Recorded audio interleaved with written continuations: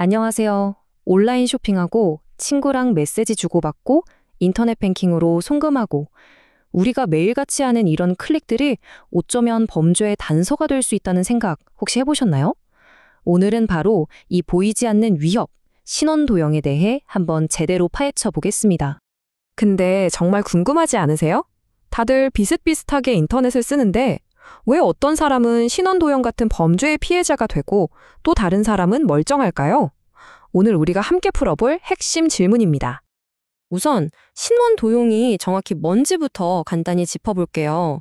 슬라이드에 나와 있는 것처럼 말 그대로 다른 사람이 내 개인정보를 훔쳐서 내 이름으로 신용카드를 만들거나 대출을 받는 것처럼 범죄에 쓰는 거예요. 이게 단순히 돈만 잃고 끝나는 게 아니라 신용도가 망가지는 것처럼 아주 오랫동안 골치 아픈 문제를 남길 수 있습니다.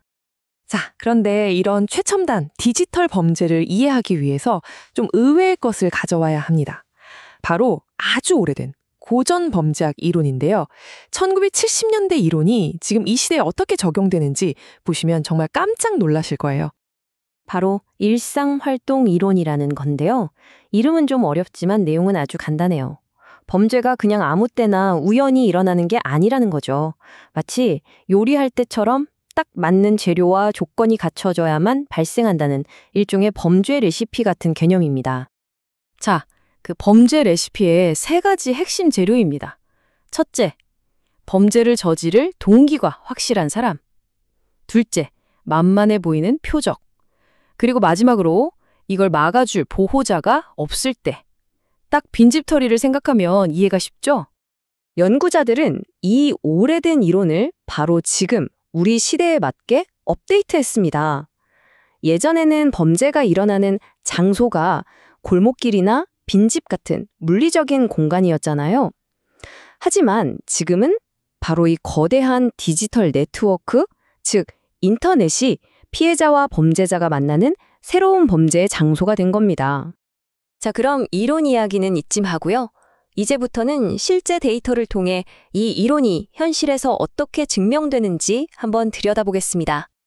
우리가 살펴볼 자료는요, 이게 그냥 아무 설문조사가 아니에요. 영국에서 공식적으로 실시한 대규모 범죄조사 데이터고요. 거의 6천 명에 달하는 사람들을 직접 만나서 온라인 습관에 대해 아주 상세하게 인터뷰한 신뢰도 높은 자료입니다. 자, 과연 이 방대한 데이터 속에서 연구진들은 어떤 놀라운 사실들을 발견했을까요? 지금부터가 진짜 하이라이트입니다. 이번에는 우리가 정말 아무 생각 없이 매일 하는 행동들 중에 어떤 것들이 신원도용의 위험을 높이는지 구체적인 활동들을 하나씩 짚어보겠습니다. 어쩌면 여러분이 바로 어제 했던 행동일 수도 있어요. 첫 번째, 바로 온라인 뱅킹입니다. 역시나였죠? 인터넷으로 은행 업무를 보는 사람들은 그렇지 않은 사람보다 피해자가 될 확률이 무려 50%나 더 높았어요. 아무래도 직접적으로 돈과 관련된 정보다 보니까 범죄자들 입장에선 가장 매력적인 표적이 되는 거겠죠? 두 번째는 온라인 쇼핑입니다. 우리 쇼핑몰에 카드 정보, 집 주소 너무 편하게 저장해 두잖아요. 바로 그런 편리함이 때로는 위험을 부를 수 있다는 겁니다. 온라인 쇼핑을 하는 사람들은 약 30% 정도 더 높은 위험에 노출되는 걸로 나타났어요. 이건 좀 의외라고 생각하실 수도 있겠네요. 그냥 이메일을 확인하고 메신저로 대화하는 아주 간단한 행동도 주요 위험 요소로 꼽혔습니다. 왜냐하면 피싱 링크나 악성 코드가 담긴 파일들이 바로 이런 통로를 통해 가장 많이 퍼지기 때문이죠. 위험도를 50% 이상 높이는 걸로 나왔습니다. 마지막 위험 활동은 음악이나 영화 같은 미디어를 다운로드하는 행위입니다. 특히 좀 안전이 확인되지 않은 사이트에서 파일을 받을 때 나도 모르게 악성 코드가 컴퓨터에 쓱 깔려서 내 개인정보를 훔쳐갈 수 있는 거죠. 이건 역시 통계적으로 분명한 위험 증가를 보여줬습니다. 이런 온라인 활동뿐만 아니라 데이터는 어떤 특정 그룹의 사람들이 더 쉬운 표적이 되는지도 보여줬습니다. 분석 결과 남성, 그리고 나이가 많은 분들, 또 연소득이 높은 사람들이 상대적으로 신원도용 범죄에 더 많이 노출되는 것으로 나타났습니다. 자, 그런데 말이죠. 이 연구 결과를 쭉 보다 보면 정말 흥미로운, 어떻게 보면 우리 상식과 정반대되는 아주 뜻밖의 반전이 하나 숨어 있습니다. 바로 이 숫자 3배입니다. 이게 무슨 말이냐면요. 스스로가 신혼도용 위험에 처해 있다고 생각하는 사람이 그렇지 않은 사람보다 실제 피해자가 될 확률이 무려 3배나 더 높았다는 거예요. 아니, 이상하잖아요. 보통 위험을 잘 아는 사람이 더 조심해서 안전해야 하는 거 아닌가요? 이 이상한 역설에 대해 연구진은 한 가지 가능성을 제시합니다.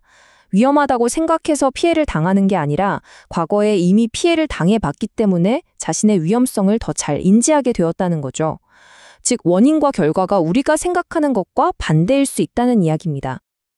자, 그럼 이 모든 분석 결과를 보고 난 우리는 이제 어떻게 해야 할까요? 인터넷을 끊고 살 수는 없잖아요. 이제 가장 중요한 실질적인 방법에 대해 이야기해 보겠습니다. 결론부터 말씀드리면 온라인 뱅킹이나 쇼핑을 그만두라는 게 절대 아닙니다. 오히려 우리가 맨 처음에 봤던 그 일상활동 이론의 공식을 역으로 이용하는 거예요. 스스로가 내 정보의 유능한 보호자가 되면 되는 거죠. 그럼 어떻게 유능한 보호자가 될 수 있을까요? 여기 몇 가지 도구가 있습니다. 먼저 카페 같은 공공장소의 와이파이, 즉 안전하지 않은 장소에서는 금융거래를 피하는 게 좋고요. 사이트마다 강력하고 다른 비밀번호를 쓰는 건 범죄자가 노리는 표적인 나 자신을 더 단단하게 만드는 표적 강화 활동입니다. 마지막으로 요즘 유행하는 피싱 이메일이 어떤 건지 미리 알아두는 것만으로도 최고의 방어막이 될 수 있습니다. 기술은 계속해서 발전하고 우리의 온라인 일상도 계속해서 변할 겁니다. 앞으로 인공지능 스피커나 스마트홈 기기가 더 많아지면 범죄자들에게는 어떤 새로운 표적이 드러나게 될까요? 그리고 우리는 그 속에서 어떻게 계속해서 유능한 보호자로 남아있을 수 있을까요? 이 질문을 마지막으로 남기면서 오늘 이야기 마치겠습니다. 감사합니다.